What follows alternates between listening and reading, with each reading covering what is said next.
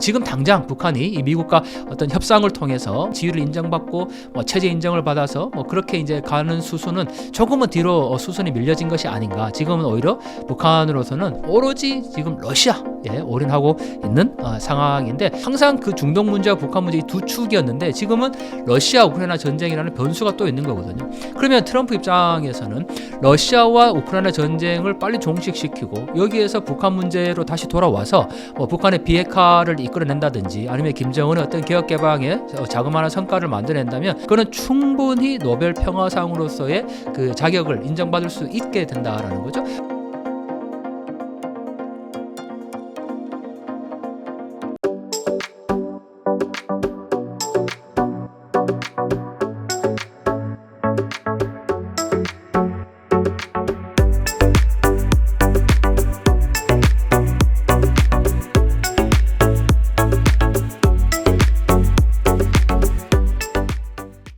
안녕하세요. 인터뷰 진행을 맡은 카프카입니다.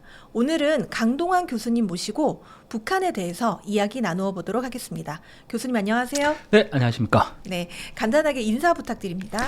동아대학교에서 북한을 연구하고 가르치고 있는 강동원입니다. 유튜브 통생통사 강동원TV를 운영하고 있습니다. 미국 대통령 트럼프가 당선됐는데요. 이 트럼프가 이번에는 북한이나 저희 나라를 대상으로 어떤 외교 정책을 펼칠 거라고 생각하시나요? 네, 아무래도 트럼프의 기환이라고 이제 표현을 하는데요. 이 트럼프 정부가 다시 이제 들어서게 되면서 한반도 상황도 굉장히 이제 요동치고 있다라고 봐야 될 것 같습니다. 사실 아직까지 이제 한 번도 일어나지 않은 일이니까 여러 가지 예측들은 있어서 좀 혼란스럽기는 합니다. 이 북한 문제도 그렇지만 트럼프 행정부가 제시하고 있는 경제 정책도 한반도와 직결될 수밖에 없는 사안이죠. 이미 이제 예견되기는 했지만 멕시코나 캐나다에 대해서 25% 관세를 부과하겠다라든지 또 백인 기독교주의에 입각해서 미국 내에서 이민자들에 대한 추방까지도 지금 얘기를 하는데, 영주권을 받은 자들에 대해서도 다시 심사하겠다고 할 정도로 지금 굉장히 강력한 이 조치를 할 것으로 예상이 됩니다. 그런 점에서 보면 우리 한반도도 지금 이 트럼프 행정부의 정책에 따라서 굉장히 요동칠 수밖에 없는 상황이죠. 특히 지금 그 우크라이나와 러시아가 전쟁 중의 상황인데 트럼프가 공언했지 않습니까? 전쟁을 하루 만에 끝내겠다, 당선되면. 그런데 쉽지는 않을 것 같습니다. 그리고 우크라이나 러시아 전쟁의 상황이 지금 마치 그 남북한의 어떤 대리전 양상처럼까지 번지고 있는 그런 모습이어서 굉장히 좀 우려되는 부분도 있는데, 아무래도 지난번에 그 가장 저희가 주목해야 될 거는 트럼프와 김정은이 만났었지 않습니까? 네. 물론 이제 3번의 만남 가운데 마지막 하노이 노딜로 끝나기는 했지만 아마 제일 관심사가 다시 만날 것이냐 아닌가, 이게 핵심일 것 같아요. 어떻게 보십니까? 다시 만날 것 같진 않은데요. 제 생각에는. 그렇군요. 만날까요?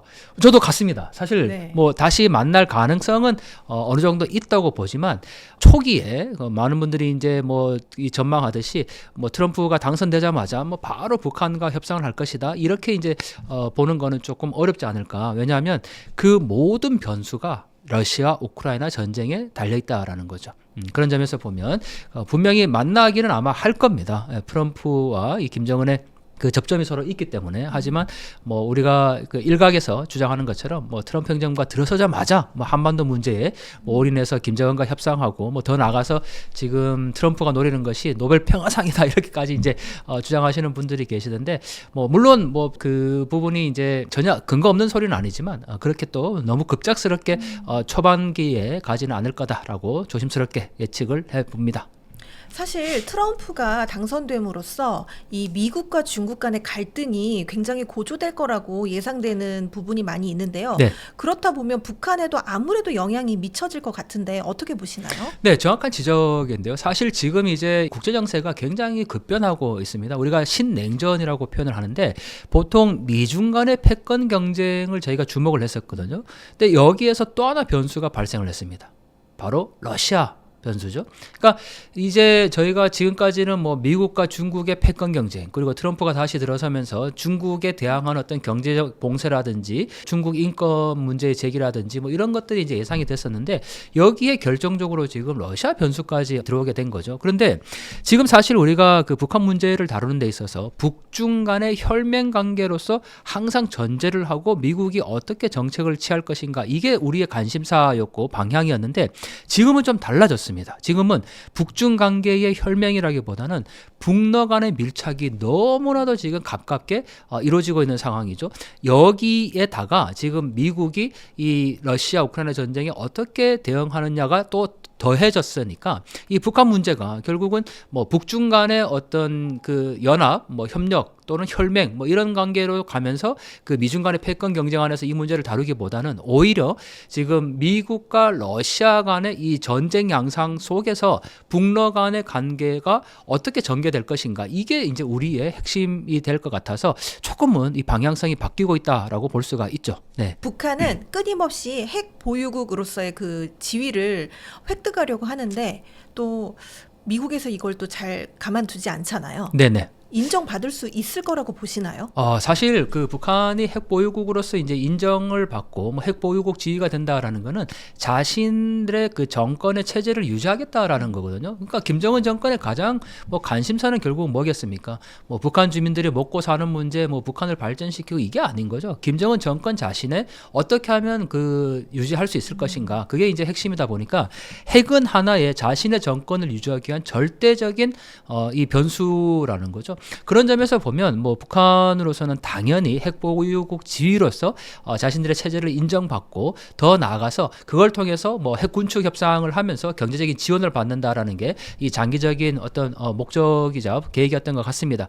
하지만 한번 실패한 경험이 있잖아요, 이미. 네, 북한으로서는 뭐 영변지구라든지 일부 지역에 대한 핵 공개를 얘기를 했었고, 미국은 완전 검증 가능한 그 모든 핵 분야의 핵에 대해서 한꺼번에 해결하자라는 게 미국의 입장이었는데, 그게 맞지 않았던 거죠. 그러다 보니까 결국은 이 하노이 노딜 회담으로 아무것도 없이 이제 성과 없이 끝나게 되었는데, 여기에서 바로 북한이 살 길을 다른 곳에서 찾았다는 겁니다. 그러니까 과거와 같이 우리가 그 북한의 김정은이 트럼프를 다시 만날 것이냐 안 만날 것이냐, 이 얘기는 하노이 노딜에서 이제 끝났기 때문에 다시 돌아온 트럼프가 김정은을 만나서 그때 협상을 이제 이어갈 것이다라는 생각인데, 근데 그때는 러시아와 우크라이나 전쟁의 상황이 이 정도까지 변수로 작동하지는 않았거든요. 근데 지금은 하노이 노딜 이후에 북한이 기대고 있는 것은 바로 러시아입니다. 그리고 이 러시아 전쟁에 단순히 이제 파병한 것 정도 끝난 게 아니고, 북한은 러시아와 우크라이나 전쟁에 대해서 미국을 적대적인 세력으로 지금 규정을 해놓고 있거든요. 얼마 전에 그 북한의 러시아 국방상이 북한을 방문했지 않습니까? 거기에 가서 이 회담을 할 때 김정은이 분명히 얘기를 했습니다. 이 러시아의 그 전쟁에 대해서 영토 완전이라는 표현을 썼는데, 미국이 지금 이 전쟁에 참전하고 있다, 지원하고 있다. 그래서 그 미국을 완전한 적대 세력으로 지금 규정을 해놨거든요. 그런 점에서 보면 미국과 이 러시아가 지금 적대적 관계가 돼버린 상황인데, 거기에 북한과 러시아는 너무나도 지금 뭐 긴밀한 밀접한 관계를 형성하고 있다라는 거죠. 따라서 이러한 러시아 우크라이나 전쟁이 앞으로 미북 간의 이 어떤 협상의 결정적인 변수가 될 거라고 보는데, 저희가 왜 초반에 지금 방송 초반 방송 시작 전에 그 트럼프가 북한의 김정은을 급하게 만나지는 않을 거다, 제가 이렇게 말씀드렸잖아요. 그게 김정은의 의지에 달려 있는 거예요. 왜냐하면 뭐 트럼프가 아무리 만나려고 해도 김정은이 안 만나주면 그만인 거잖아요. 그런데 김정은은 지금 트럼프를 만날 이유가 없는 거예요. 왜냐하면 모든 북한의 이 군사 원조, 또 군사적인 뭐 지원, 또 지금 김정은의 어떤 정권의 핵심 지지, 이거를 러시아로부터 받고 있다는 거죠. 근데 러시아 전쟁에서 미국은 적대적인 관계로 지금 규정을 해놨어요. 그러면 결국은 이 북한의 김정은이 러시아하고 긴밀한 관계 속에 있는데 갑자기 미국과 뭐 회담을 한다, 협상을 한다, 있을 수 없는 일이라는 거죠. 그러니까 지금은 북한이, 김정은이 특히 위험한 도박을 이 러시아에 지금 올인한 상황이라고 봐야 됩니다. 그러니까 앞으로 미국 트럼프 행정부가 들어서서 뭐 북한과 협상을 할지 말지, 그 여부는 우크라이나 전쟁의 상황이 어떻게 달라지냐에 따라서 전혀 다른 판도로 갈 수 있다라고 봐야 되는 거죠. 미국이 트럼프 대통령이 북한에게 실질적으로 얻고자 하는 거는 뭐라고 보시나요? 사실 미국이 얻고자 하는 거는 우리가 과거에 경찰 국가라고 이제 표현을 했지 않습니까? 경찰 국가 역할을 한다면 뭐 동아시아의 안정과 또 북한의 어떤 민주화, 인권의 개선 뭐 이런 부분들을 생각할 수 있겠지만 트럼프의 관점에서 보면 많은 분들이 지금 지적하고 있는 것이 노벨 평화상에 대한 이야기입니다. 그러니까 트럼프가 뭐 어느 정도 이제 경제적인 부분은 다 이뤘잖아요. 사실 뭐 더 이상 뭐 할 게 없어요. 그런데 본인이 노벨 평화상에 대한 관심들이 굉장히 많다라는 게 계속 이제 그 일각에서 나오고 있는 이야기인데 지금 전 세계에서 분쟁이 이루어지고 있는 곳이 지금 실제로 전쟁을 하고 있는 러시아 우크라이나 지대, 그다음에 중동 문제, 그다음에 북한 문제. 항상 그 중동 문제와 북한 문제 이 두 축이었는데 지금은 러시아 우크라이나 전쟁이라는 변수가 또 있는 거거든요. 그러면 트럼프 입장에서는 러시아와 우크라이나 전쟁을 빨리 종식시키고 여기에서 북한 문제로 다시 돌아와서 뭐 북한의 비핵화를 이끌어낸다든지 아니면 김정은의 어떤 개혁 개방에 자그마한 성과를 만들어낸다면 그거는 충분히 노벨 평화상으로서의 그 자격을 인정받을 수 있게 된다라는 거죠. 뭐 트럼프로서는 당연히 그러한 부분들을 노릴 수밖에 없을 것 같고 반대로 북한의 입장에서도 이게 이제 접점이 맞아야 되는 부분인데 만약에 트럼프가 그런 입장이라면 북한도 적당하게 또는 트럼프의 요구를 들어줄 수 있는 예를 들면 지금처럼 뭐 핵보유국 인정이라든지 이런 걸 가기 위해서는 본인들이 지금 계속해서 특히 대선 과정에서 북한이 영락없이 우리가 뭐 추측에서 한 번도 빗나간 적이 없어요. 반드시 대선 전에 북한이 ICBM을 쏠 것이다 라고 얘기했는데 결국 쐈지 않습니까? 그것은 자신들의 협상력을 가장 극도치로 지금 올려놓은 상황이거든요. 그런 상황에서 가장 극도치로 지금 올려놓은 상황이거든요. 그런 상황에서 북한으로서는 뭐 미국과 협상을 뭐 배제할 이유는 없겠죠. 하지만 결정적 변수는 러시아다. 그래서 이 러시아가 어떻게 되냐에 따라서 달라질 수 있고 또 하나 그 아주 중요한 대목이 하나 있는데요. 북한이 지난번에 김정은이 국방무기 전시회에 가서 연설을 한 게 있습니다. 그 연설에서 뭐라고 표현했냐면 이렇게 얘기를 하고 있거든요. 우리는 이미 미국과 함께 협상주의로 갈 수 있는 곳까지 가보았다. 갈 때까지 다 가보았다는 거죠. 그런데 그 결론은 결국은 침략적이고 적대적인 이 대조선 적대 정책밖에 없었다. 그러니까 미국과 협상을 해봤지만 그게 실질적인 소득이 없이 미국 역시도 우리가 공존하려고 하는 의지는 없었다라는 게 명확하게 지금 입장을 밝혔거든요. 그렇기 때문에 뭐 지금 당장 북한이 이 미국과 어떤 협상을 통해서 뭐 미국의 지위를 인정받고 뭐 체제 인정을 받아서 뭐 그렇게 이제 가는 수순은 조금은 뒤로 수순이 밀려진 것이 아닌가. 지금은 오히려 북한으로서는 오로지 지금 러시아에 올인하고 있는 상황인데 뭐 트럼프의 이제 과제겠죠. 러시아 전쟁을 어떻게 끝내고 이 문제를 다시 북한으로 어떻게 가지고 갈 것이냐. 트럼프의 핵심 과제일 것 같습니다. 네. 그렇다면 이렇게 미국이나 중국, 러시아, 북한 사이에서 저희 한국은 어떠한 입장과 태도를 취해야 좋을까요? 진짜 어려운 문제입니다. 사실 어렵지만 너무나도 절박한 문제거든요. 지금 상황이 우리가 한국의 정치권 상황을 보면 어떻습니까? 지금 몹시 혼란스럽죠. 네, 할 말씀을 못 하시는데 진짜 좀 당황스럽습니다. 네, 답답하죠. 지금 나라가 이런 상황이 아니거든요. 지금 미국의 신행정부가 지금 들어서고 거기다가 지금 우크라이나 러시아가 전쟁을 하고 있고 북한이 파병을 한 상태입니다. 그리고 김 여정은 지금 계속해서 한국에 이 오물풍선을 보내고 있는 상황이거든요.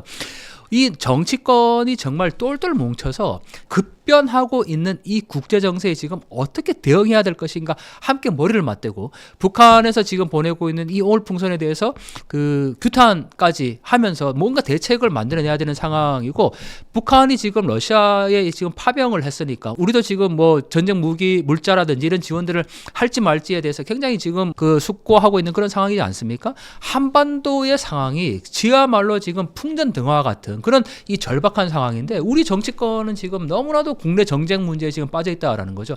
그래서 대한민국이 어떻게 해야 될 것인가? 저는 정말 일단 정치가 바로 서야 됩니다. 제발 좀 정치하시는 분들 나라의 위기를 좀 생각하면 좋을 것 같고 이 대한민국을 정말 걱정하시는 분들이 아마 지금 이 유튜브를 보시면서도 같은 마음이실 것 같은데 저는 정치인이 잘 하기 위해서는 우리 국민들이 깨어나야 된다. 지금 보고 계시는 구독자분들이 깨어나시면 정치도 깨어난다고 생각을 합니다. 자, 그런 점에서 대한민국 어떻게 될까? 가장 중요한 거는 코리아 패싱입니다.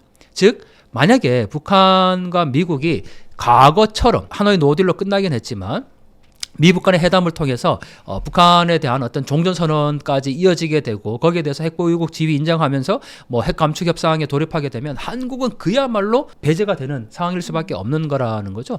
더군다나 이게 지금 뭐 한반도에서 종전협정, 종전선언까지 가야 될 상황은 전혀 아닙니다. 그런데 앞서 잠시 말씀드렸지만 이 트럼프의 어떤 욕심, 뭐 과도한 뭐 노벨 평화상 뭐 이런 거에 비추어서 이 한반도 문제 운명이 결정된다면 그 너무나 비참한 상황이라는 거죠. 아직 미국 행정부가 들어서기 전이니까 여야 협상단이라든지 여야 사절단들을 빨리 꾸려서 사전에라도 이 트럼프 행정부의 관계자들을 좀 만나서 이 한국의 입장을 설명하는 것이 가장 중요할 것 같고 무엇보다 변하지 않는 한미동맹의 굳건한 힘을 갖고 북한 문제에 공동으로 대응해야지 미국의 어떤 독자적인 행동으로 뭐 종전선언이라든지 또 북한의 핵보유국 지위라든지 뭐 이렇게 이제 협상이 가는 한국이 배제되는 그런 상황들은 정말 상상해서는 안 되는 그런 지금 상황입니다. 저희가 함께 좀 힘을 모아서 정부의 정책에 대한 지지를 좀 보낼 필요가 있고 또 무엇보다 정치권의 변화를 좀 촉구해야 될 그런 상황이죠. 세계가 지금 급변하고 있습니다. 앞서 말씀해 주신 것처럼 북한이 이제 러시아에 파병을 했는데요. 네. 기사를 보니까 북한군을 1만 명 파병함으로써 외화 수입이 최대 1조 8천억 원이라고 이렇게 기사가 났더라고요. 네. 결국 돈 때문에 파병을 한 걸까요? 또 일각에서는 네. 뭐 러시아의 핵기술 교류에 대해서 또 우려를 표명하고 있는데 네. 어떠한 목적이 있어서 파병했다고 보시나요? 돈이 1조 8천억이라고 지금 네. 말씀하셨잖아요. 네, 돈이 목적인데 그건 너무 당연한 겁니다. 그런데 그 돈이 어디에 쓰일까가 더 중요한 겁니다. 그러니까 만약에 우리가 뭐 정말 경제적으로 어려운 상황에서 한국도 예전에 이제 그런 상황들이 있었는데 정말 경제적으로 어려운 나라에서 어떤 파병을 해서 해외로부터 뭔가를 자금을 받았습니다. 그 자금을 국민들을 먹여 살리기 위한 경제 개발이라든지 어떤 인프라 투자라든지 뭐 그런 곳에 하면 되지만 북한의 의도는 명백합니다. 김정은 의도는 뭘까요? 한마디로 자신의 정권을 유지하기 위해서 그 돈을 사용하는 겁니다. 그런데 그 정권을 유지하는 과정에서 가장 핵심은 결국은 핵무기를 갖는 거죠. 아직 핵 개발 완성이 되지 않은 단계이고 계속해서 이 다탄두 뭐 다중화 다량화 이게 지금 계속 개발하고 있는 단계지 않습니까? 더군다나 미국을 직접적으로 겨냥할 수 있는 ICBM이라든지 핵잠수함이라든지 북한이 자신들의 정권을 유지하기 위한 하나의 구실로서 만들어내야 되는 군사적인 부분들이 아직 너무너무 많이 남아 있습니다. 결국 자금이 필요한 거죠. 그 파병을 해서 얻은 돈으로 지금 이렇게 주민들의 먹고 사는 문제에 개발에 투자한다거나 뭐 그런 게 아니고 자신의 정권 유지를 위해서 지금 이렇게 활용하고 있다는 거죠. 그래서 우리가 지금 규탄할 수밖에 없는 상황이고 그 수많은 북한의 군인들, 뭐 군인들 우리가 이제 그 당연히 주적이라고 얘기를 하지만 이 상황은 좀 다른 것 같아요. 북한의 그 수많은 청년들을 지금 총알바지로 남의 나라 전쟁에 보내놓고 자신은 정권 유지를 위해서 그 돈을 갖고 무기 개발을 한다. 이게 분명히 규탄받아야 될 대상입니다. 우리가 북한의 이 파병 문제를 왜 심각하게 다뤄야 되는지를 명확히 알 수 있는 대목은 김정은이 파병을 하고 얻는 대가가 무엇인지를 보면 됩니다. 결코 주민들을 위한 게 아니라는 거예요. 예, 그게 뭐 핵무기 만드는 게 그게 북한 주민들을 위해서 도움이 되겠습니까? 전혀 아니거든요. 예, 그래서 명백한 북한의 의도가 바로 거기에 있기 때문에 우리가 이걸 규탄해야 되는 거고 더군다나 더 나가서 이 러시아 전쟁이 결국은 그 침략 전쟁입니다. 명분이 없는 전쟁이에요. 뭐 예전에 우리가 자유민주주의와 뭐 이 수호 공산주의와 대응하기 위해서 전쟁을 하고 싸웠다 이런 명분이 지금 아니잖아요. 정말 말 그대로 남의 나라를 침략한 건데 그 전쟁에 자신의 정권 유지를 위해서 돈을 받기 위해서 그 군인들을 지금 파병을 했다. 그리고 그 대가로 군사적인 지원과 원조를 받는다라는 거니까 이 당연히 이제 규탄할 수밖에 없는 상황인 거죠. 우크라이나 국방정보국에서는 11월 25일에 이제 북한이 미사일 100여 발을 러시아에게 제공하고 또 군사 전문가를 러시아에 파견했다 이렇게 주장을 했는데요. 네네. 앞으로 북한이 또 추가로 파병할 가능성이 있다고 보시나요? 네, 충분히 뭐 저희가 예측 가능한 부분이고요. 지금 얼마 전에도 그 러시아 국방상이 북한을 방문했지 않습니까? 북한이 해줄 수 있는 모든 건 예우는 다 해줬습니다. 김정은이 직접 회담을 하고 나서 그 이후에 북한의 공연단이 공연까지 같이 이제 했는데 뭐 그 관계자가 눈물 흘리는 장면까지 북한이 공개를 했거든요. 그리고 또 끝나고 나서 김정은과 만찬까지 하고 아니 국방상 한 명에게 그 정도로까지 극빈적인 이 외교적인 대우를 한다라는 것은 북한도 급하고 러시아도 굉장히 지금 서로 급하다라는 거죠. 이 러시아로서는 당연히 지금 전쟁의 양상이 빨리 끝날 줄 알았는데 지금 계속 지연되고 있잖아요. 그리고 우크라이나 상황도 만만치 않거든요.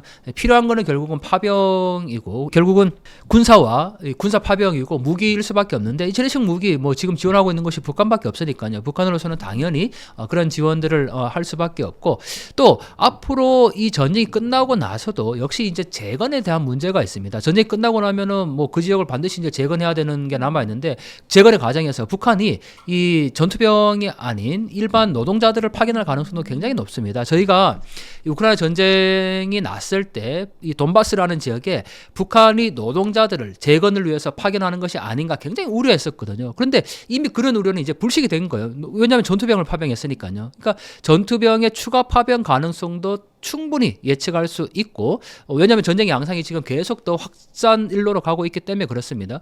그리고 전쟁이 끝난다고 하더라도 이 북한에서 어떤 해외 노동자 파견을 통해서 러시아와 계속 이어질 수밖에 없는 상황이죠. 그러다 보니까 이 국방상이 왔을 때 이 북한에다가 제안했지 않습니까? 내년 전승절 80주년 기념식 때 북한군이 참석하면 좋겠다.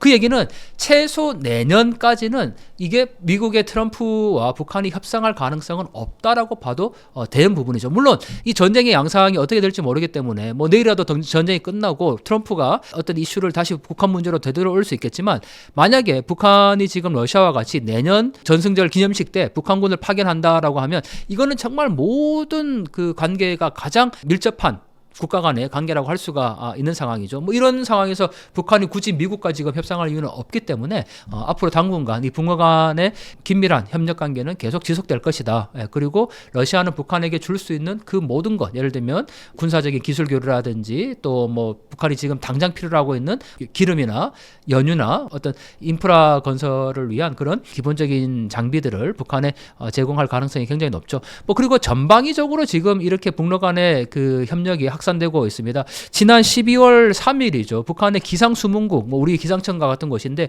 그 관계자가 또 러시아를 갔거든요. 그러니까 뭐 예술 분야 갔죠. 뭐 지금 기상국까지 갔죠. 그러니까 모든 분야에 뭐 체육은 말할 것도 없고요. 그 모든 분야의 북러 간에 지금 협력이 강화되고 있는데 그거는 이 군사 부분이라는 큰 우산 아래 그 작은 서브 단위로 뭐 기술 분야 또 뭐 지금처럼 기상, 뭐 체육, 예술, 문화 모든 부분들이 다 지금 연계되어 있는 상황이라고 볼 수가 있죠. 그런데 그러다 보니까 틈새가 생길 수 있습니다. 이건 결국은 김정은이 러시아에 올인하는 거거든요. 네, 앞으로 이 북한이 만약에 이 러시아 전쟁의 양상이 우크라이나와 전혀 다른 양상으로 간다든지 또는 러시아가 뭐 급격하게 어떤 뭐 경제 붕괴라든지 이런 부분이 다시 오게 된다면 북한도 동일하게 치명타를 받을 수밖에 없다라는 거죠. 그런 점에서 우리가 이 한반도 상황을 굉장히 예의주시할 필요가 있을 것 같습니다. 네. 그런데 이번에 이렇게 북한군 파병할 때 네. 그 가족들에게도 알리지 않고 네. 이렇게 파병을 강행했다라고 알려져 있는데요. 이렇게까지 무리를 해서 파병을 한 게 아까 돈 때문이라고 하셨잖아요. 네네네. 네. 이게 그 북한 내에서 반발은 없을까요? 그 정확한 핵심인데 제가 지금 이게 굉장히 북한 내부에서 파급이 될 것이다. 김정은이 올인했다고 말씀드렸지 않습니까? 바로 이런 부분인 거죠. 그러니까 돈이 필요로 하고 더군다나 김정은 정권을 유지하기 위해서 어떤 수단과 방법을 가리지 않고 할 수 있는 모든 것을 지금 다 한 겁니다. 그런데 해외에 파병을 했는데 어느 날 사랑하는 내 아들이 시체가 되어서 그것도 어느 나라 전쟁에서 주지 뭐 상관도 없는 남의 나라 전쟁에 가서 그 싸우다가 시체로 돌아왔다. 부모들이 가만히 있겠습니까? 아니죠. 네, 그 부모들의 그 마음과 그 다음에 북한 내부에도 민심이라는 게 있는데 그 민심 이반을 김정은도 분명히 의식할 수밖에 없습니다. 그런데 그 모든 것들을 감안하고 지금 파병을 한 거거든요. 그래서 올인이라고 제가 표현을 한 거죠. 이게 그 전쟁의 양상도 물론 중요하겠지만 앞으로 이렇게 전사자가 발생하게 되고 더군다나 부모들이 이렇게 알리지도 않았다고 얘기를 하는데 이러한 민심 이반이 북한 내부에서 이제 발생하게 되면 북한 사회가 어디로 갈지 정말 아무도 알 수 없는 그런 상황이라는 거죠. 그래서 저희가 이 북한의 김정은이 올인했다 이렇게 이제 표현을 하는데 저는 뭐 이런 점에서 우리가 할 수 있는 역할이 있습니다. 바로 북한 주민들에게 지금의 상황을 정확하게 알려주는 겁니다. 저는 북한 체제가 유지될 수 있었던 가장 근간은 바로 북한 당국이 정보를 통제했었기 때문이라고 보거든요.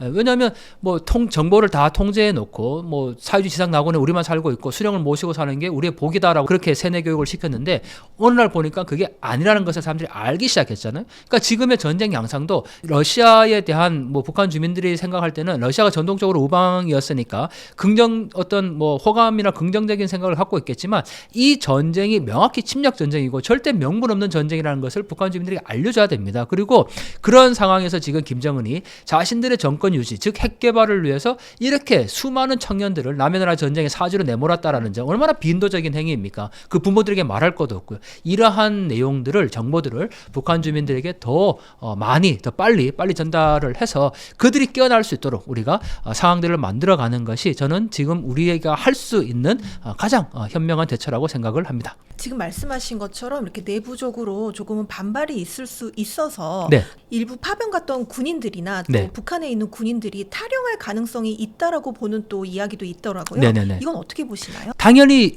있죠. 왜냐하면 북한 군인들도 해외에 나오게 되면 일단 정보를 접할 수가 있습니다. 그게 뭐 물론 이제 그 언어의 문제가 다르긴 하지만 일부 이제 외신 보도를 보면 북한 군인들이 그 인터넷을 지금 접하고 있다 이렇게 얘기를 하는데 저희가 그 정보의 중요성은 아무리 강조해도 지나치지 않습니다. 해외에 나와 있는 많은 그 해외 파견 노동자들, 특히 러시아에 있는 노동자들 저희가 만나보면 한국에 있는 유튜브 보면서 정보를 얻었다라고 실제 증언들을 하고 있습니다. 그렇게 본 사람들이 지금 한국에 지금 와 있고요.